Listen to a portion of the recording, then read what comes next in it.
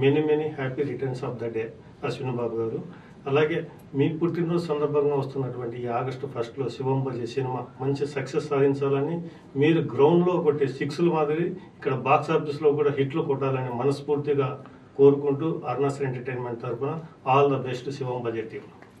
Wish you many more happy returns of the day, Ashwin Anna. Best wishes from the Arnast Entertainments.